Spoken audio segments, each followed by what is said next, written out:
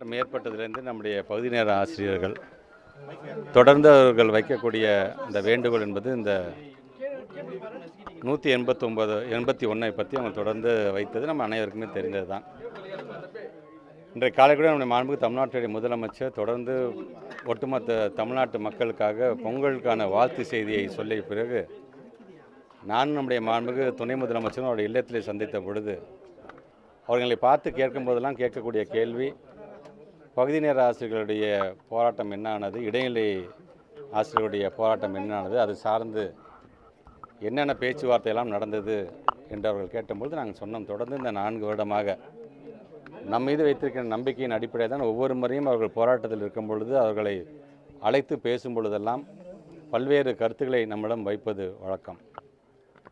அது அவருடைய உரிமையாக நம் மீது வைத்திருக்கின்ற நம்பிக்கையாகத்தான் அதை நாங்களும் பார்த்து கொண்டிருக்கின்றோம். ஆனால் தான் பகுதி நேர ஆசிரியர்கள் என்று வரும்பொழுது முதல் முறையாக நாம் ஆட்சி மாற்றம் ஏற்பட்ட பிறகு, ஏன்னா ஒரு 5000 ரூபாயில் தான் அவங்க பணிக்கே சேர்ந்தாங்க. ஆனால் தொடர்ந்து இன்றைக்கு அது 12,500 ரூபாயாக, அதாவது 2,500 ரூபாயை நாம் உயர்த்தி அது 12,500 ரூபாயாக அது வரைக்கும் இன்றைக்கி வந்தபொழுது இதை வைத்து எங்களால் எப்படி குடும்பம் நடத்த முடியும் என்கின்ற அளவிற்கான அவருடைய நியாயமான கோரிக்கை. உங்களுக்கே தெரியும், நம்முடைய எஸ்எஸ்ஏ ஃபண்ட் என்று வரும்பொழுது நம்முடைய ஒன்றிய அரசு நமக்கு வழங்க வேண்டிய ஃபண்டு 60:40 ரேஷியோ பல்வேறு காரணங்களில் சொல்லி இதில் கையெழுத்து போட்டால் தான் பணம் தருவேன், அதில் கையெழுத்து போட்டால் தான் பணம் தருவேன் என்று சொல்லும்போது இந்த 2 வருஷமாக நம்மளுடைய பள்ளிக்கல்வித்துறைக்கென்று வர வேண்டிய ஏறத்தாழ 3,548 கோடி ரூபாய் இன்னும் நமக்கு வராமல், அந்த 3,548 கோடி என்று வரும்பொழுது அதை அரசாங்கமே ஏற்றுக்கொள்ளும், உங்களுடைய கொள்கை முடிவுக்கெல்லாம் நாங்கள் கட்டுப்பட மாட்டோம் என்று நம்முடைய தமிழ்நாட்டு முதலமைச்சருடைய அந்த உறுதி.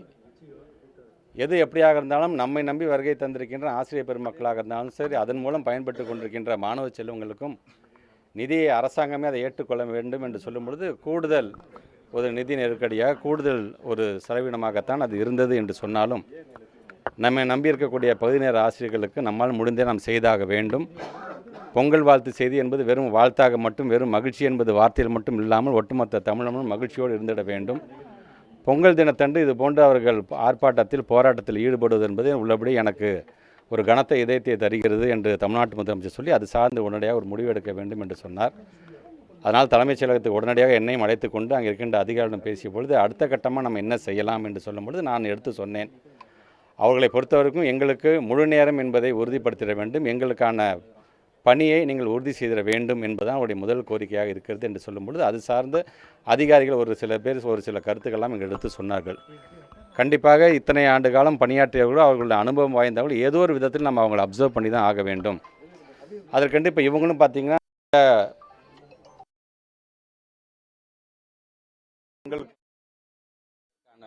கருத்துக்கெல்லாம் எடுத்து சொல்லும் பொழுது சொல்லலாமா, அது சார்ந்து நாம் பின்பற்றும் பொழுது முழு நேரம் என்று வரும்பொழுது முழுமையாக இவர்களை நாம் பணியில் ஏற்றுக்கொள்ளும் பொழுதும் அது சார்ந்து நமக்கு வேறாச்சும் சட்ட சிக்கல்கள் வருமா என்கின்ற விதத்தில் சொன்னபோது அவங்க சொன்னாங்க, சார் எங்களை விடுங்க சார், உங்களோட லா டிபார்ட்மெண்ட்டை நாங்கள் உட்காந்து எங்களுடைய கருத்துக்களை சொல்லியிருக்கேங்கன்னு சொன்னாங்க. அதுக்காக மீட்டிங்கும் கண்டிப்பாக நாங்கள் அரேஞ்ச் பண்ணுவோம். ஸோ இடைக்காலமாக இந்த போராட்டத்தை அவர்கள் முடிவு செய்து முடித்து அவர்கள் ஊருக்கு நீங்கள் மகிழ்ச்சியாக சென்றிட வேண்டும் என்பதற்காக ஆட்சி மாற்றம் ஏற்பட்ட பிறகு எப்படி 2,500 ரூபாயை நாம் உயர்த்தி அது 12,500 அதை மாற்றினமோ, இப்பொழுது கூடுதலாக மீண்டும் ஒரு 2,500 ரூபாயை உயர்த்தி அதை 15,000 ரூபாயாக நாம் உயர்த்திட வேண்டும் என்கின்ற அந்த ஒரு முடிவை இன்றைக்கி நம்முடைய தமிழ்நாட்டுடைய முதலமைச்சர் அறிவித்திருக்கிறார்கள். ஆக அதோடு சேர்ந்து இவர்களுடைய கோரிக்கை என்பது ஒரு 200 குடும்பங்கள் இதுவரைக்கும் மறைந்தே போயிருக்கிறார்கள், அந்த குடும்பம் சார்ந்தும் நீங்கள் ஏதாச்சும் நீங்கள் செய்திட வேண்டும் என்கின்ற கோரிக்கையை வைத்திருக்கிறார்கள்.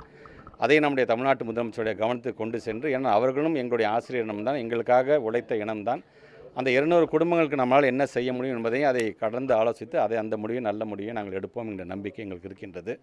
அதேபோன்று மருத்துவ காப்பீடு என்று வரும்போது நாம் ஏற்கனவே நம்ம 2 ஆண்டுகளுக்கு முன்பு அதை அறிவித்திருக்கணும், அதுக்கான நடைமுறை எப்படி இருக்குது என்று கேட்டார்கள். இன்றைக்கி அது சார்ந்தும் நம்முடைய தமிழ்நாட்டு முதலமைச்சர் முன்பு நாங்கள் விவாதத்தில் ஈடுபட்ட பொழுது நம்முடைய அரசு ஊழியர்கள் சார்ந்து என்ன நம்ம ஒரு மருத்துவ காப்பீடு இருக்கோ அதே இதில் இவங்களையும் நம்ம அப்சர்வ் பண்ணிக்கலாம், அதுக்கான பணியை நாம் உடனடியாக அதை தொடங்கி விடலாம் என்றும் சொல்லியிருக்கிறார்கள்.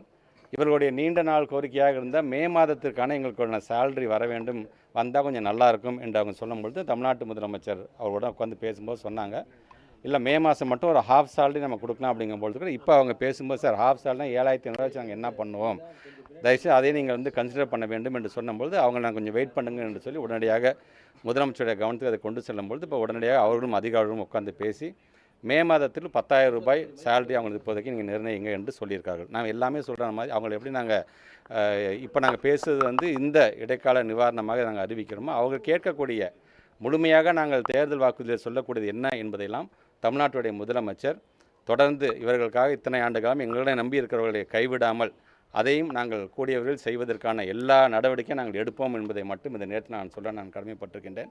ஆக வருகை தந்திருக்கின்ற நம்முடைய பகுதி நேர ஆசிரியர் சங்கத்தை சார்ந்தவர்கள் தொடர்ந்து எங்களை நம்பி வந்திருக்கிறார்கள். சார் உங்களை தான் சார் நம்புகிறோம், நீங்கள் செய்வீங்கன்னு நம்பிக்கை இருக்குன்னு அதனால தான் நாங்கள் போராட்டமே நடத்துகிறோம். நாங்கள் காது கொடுத்து நீங்கள் கேட்குறனால தான் உட்காந்து பேசுகிறனால தான் இந்த போராட்டம் என்பது உங்களுடைய கவனத்தை ஈர்ப்பதற்காக என்று அவங்க சொல்லும்போது அந்த உணர்வை எங்களால் புரிந்து கொள்ள முடிகிறது. அவரிடம் நான் மீண்டும் சொல்கின்றேன், நீங்கள் கவலைப்பட வேண்டாம். தமிழ்நாட்டுடைய முதலமைச்சர் செய்ய வேண்டும் என்கின்ற எண்ணம் கொண்டவர். நமக்கான நிதி நெருக்கடியும் அவர்களே அறிந்திருக்கிறார்கள். ஆமாம் சார், எங்களுக்கே தெரியும் 2 வருஷமாக நமக்கும் எஸ்எஸ்ஏ ஃபண்டு வரலன்னு தெரியுது. முழுமையாக இந்த அரசாங்கம் தான் அதை ஏற்றுக்கொள்வது என்று தெரியும். பட் இருந்தாலும் எங்களுக்கும் குடும்பம் இருக்கின்றது, எங்களுக்கும் வயிறு இருக்கிறதே என்று அவர் சொல்வது உணர்வுபூர்வமான ஒரு வார்த்தையாகத்தான் அதை நாங்கள் பார்க்கின்றோம். கண்டிப்பாக இந்த பொங்கல் என்பது நீங்கள் ஒரு மகிழ்ச்சி பொங்கலாக நீங்கள் கொண்டாடுங்கள். வருகின்ற காலத்தில் அந்த மகிழ்ச்சி என்பது உறுதிப்படுத்த ஒரு மகிழ்ச்சியாக கண்டிப்பாக இருப்பதற்கு எல்லா விதத்திலும் இந்த அரசாங்கம் உங்களுக்கு துணை நிற்கும் என்பதை மட்டும் இந்த நேரத்தில் நான் எடுத்து சொல்லியிருக்கின்றேன். அதையும் நம்முடைய பத்திரிகைத்துறை ஊடகத்துறை சார்ந்த நண்பர்கள் மூலமாக எப்படி அவர்களுடைய தொண்டர்களும் அவர்களுடைய ஆசிரியர் பெருமக்களும் சங்கத்துடைய நிர்வாகம் அவங்க எடுத்து சொல்லப் போகிறார்களோ, நானும் இன்றைக்கு உங்கள் மூலமாக போராட்ட களத்தில் இருக்க நீங்கள்லாம் சீக்கிரம் அதை முடித்துவிட்டு உங்கள் ஊருக்கு நீங்கள் செல்லுங்கள். உங்கள் அனைவருக்குமே ஒரு பொங்கல் வாழ்த்துக்களை தெரிவித்துக் கொள்கின்றோம். இந்த பொங்கல் வாழ்த்துக்கள் என்பது இதோடு நிறுத்தி விடாமல் தொடர்ந்து உங்களுக்கு செய்ய வேண்டியதை இந்த அரசாங்கம் செய்யும் என்கிற உறுதியை மட்டும் இந்த நேரத்தில் தெரிவித்துள்ளேன். உடனுக்குடன் செய்திகளை தெரிந்து கொள்ள சன் நியூஸ் பெல் ஐகானை கிளிக் பண்ணுங்க.